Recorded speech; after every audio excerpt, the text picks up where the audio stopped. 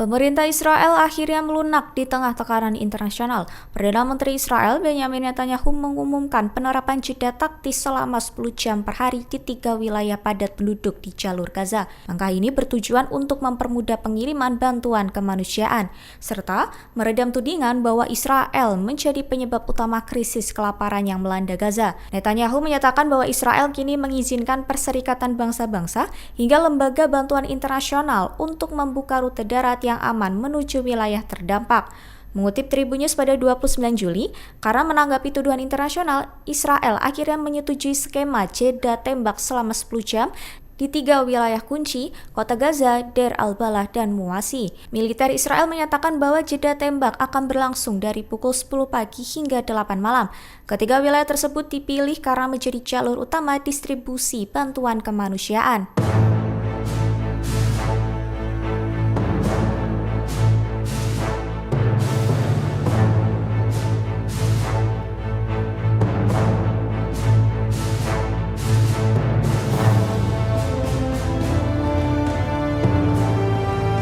Presiden Amerika Serikat Donald Trump mengungkapkan keprihatinannya atas kondisi kemanusiaan di jalur Gaza. Ia mengaku percaya bahwa warga Palestina tengah mengalami kelaparan ekstrim. Berbeda dengan pernyataan Perdana Menteri Israel Benjamin Netanyahu yang membantah adanya krisis pangan. Trump menyatakan bahwa masyarakat Gaza membutuhkan makanan dan rasa aman saat ini juga.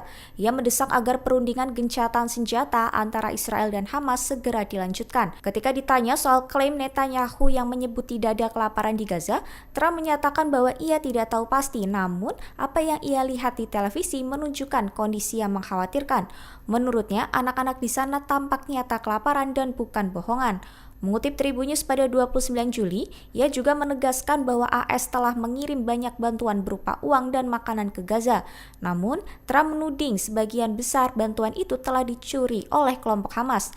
Trump menilai bahwa krisis kelaparan yang terjadi di Gaza adalah kenyataan yang tidak bisa dibantah atau dipalsukan.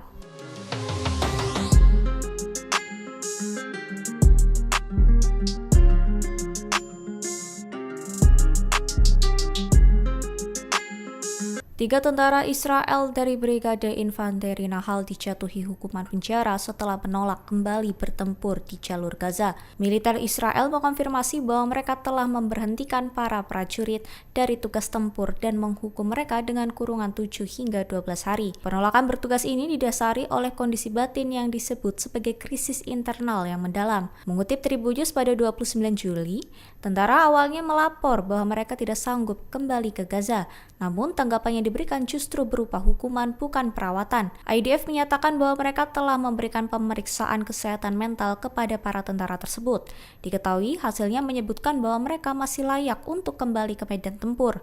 Namun setelah menolak lagi, mereka dijatuhi sanksi penjara.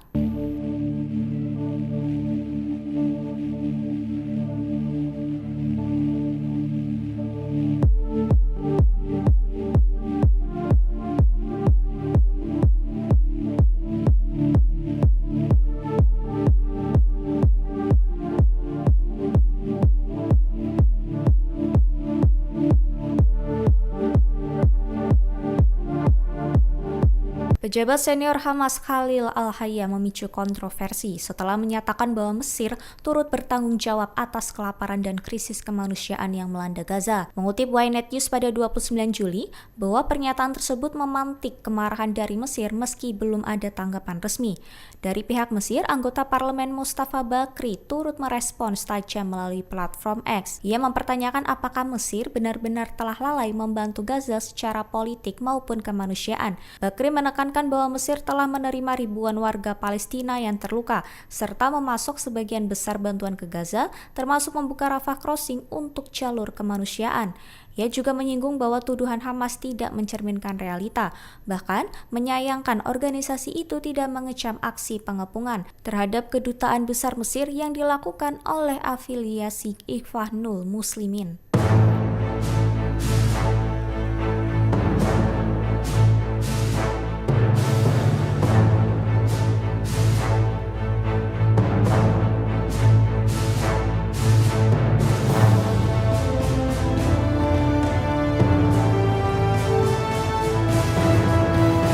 Angkatan Laut Yaman mengungkapkan nasib awak kapal Eternity Sea yang diserang karena dianggap melanggar blokade laut terhadap pelabuhan-pelabuhan yang diduduki Israel di Palestina. Mengutip dari Al-Mayadin pada 28 Juli, dilaporkan sebanyak 11 awak berhasil diselamatkan dalam misi tersebut. 2 diantaranya mengalami luka-luka dan langsung mendapatkan perawatan medis.